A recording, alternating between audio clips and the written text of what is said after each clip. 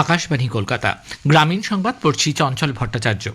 Voter তালিকায় বিশেষ সংশোধনী বা এসআইআর প্রক্রিয়ার এনুমারেশন পর্ব শেষ হওয়ার পর নির্বাচন কমিশন বিএলও ও অন্যান্য নির্বাচনী আধিকারিকদের নিরাপত্তার ওপর বিশেষ গুরুত্ব দিয়েছে। রাজ্যে ঘটে যাওয়া সাম্প্রতিক কিছু ঘটনার প্রেক্ষিতে বিএলও ও অন্যান্য নির্বাচনী কর্মীদের ওপর হিংসাত্মক যে কোনো ঘটনাকে কমিশন অত্যন্ত গুরুত্বভাবে দেখছে এবং এ ব্যাপারে কড়া পদক্ষেপ নেওয়ার নির্দেশ দেওয়া হয়েছে।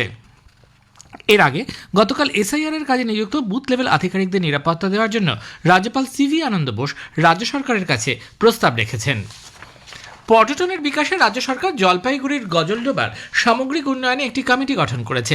জেলা শাসক সামা পারভিনের নেতৃত্বে ওই কমিটি উন্নয়নের মাস্টার প্ল্যান তৈরির পাশাপাশি বিভিন্ন দফতরের মধ্যে সমন্বয় রক্ষারও কাজ করবে।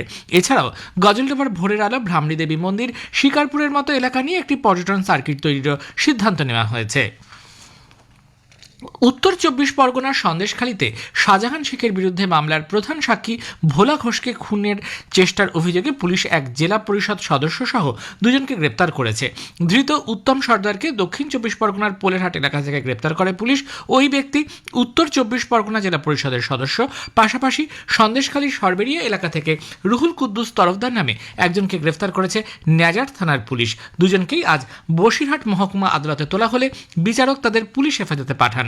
ধৃত রুহুল কুদ্দুস তরফদার বাইকে করে ভোলা ঘোষের গাড়িটিকে অনুসরণ করছিল বলে পুলিশ জানিয়েছে। সেই গাড়িটির অবস্থান অন্যদের জানাচ্ছিল। কেন্দ্রীয় কৃষি ও কৃষক কল্যাণ প্রতিমন্ত্রী রামনাথ ঠাকুর জানিয়েছেন, পরিবেশ, বন ও জলবায়ু পরিবর্তন মন্ত্রকের পরামর্শক্রমে বন্য প্রাণীর কারণে ফসলের ক্ষতি হলে এখন থেকে প্রধানমন্ত্রী ফসল বীমা যোজনার আওতায় কৃষকরা যাতে ক্ষতিপূরণ পান সেই ব্যবস্থা নেওয়া হবে। তবে এক্ষেত্রে সংশ্লিষ্ট রাজ্যগুলিকে প্রয়োজনীয় উদ্যোগ নিতে হবে। দেশে ভোজ্য তেলের উৎপাদন বৃদ্ধি করতে কেন্দ্রীয় সরকারের ন্যাশনাল মিশন অন এডিবল অয়েলসিডস কর্মসূচির সুফল পাওয়া যাচ্ছে। ২০২২-২৩ কৃষিবর্ষে মোট তৈলবীজ উৎপাদন হয়েছে হেক্টর প্রতি ১৩৬৮ কেজি।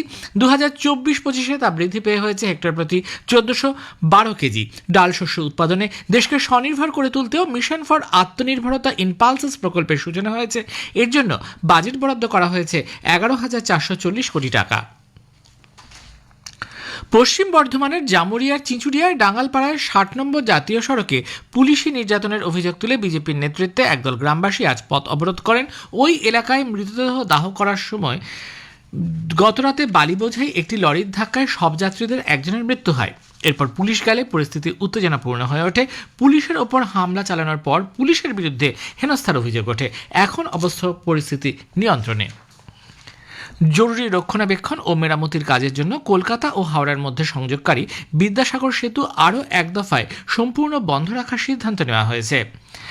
আগামীকাল সকাল ৬টা থেকে দুপুর ২টো পর্যন্ত এই সেতুর উপর দিয়ে সব ধরনের গাড়ির চলাচল বন্ধ থাকবে বলে কলকাতা পুলিশের পক্ষ থেকে জানানো হয়েছে। গ্রামীণ সংবাদ শেষ হলো। এরপর খবর শুনবেন ৭টা বেজে ৩৫ মিনিটে।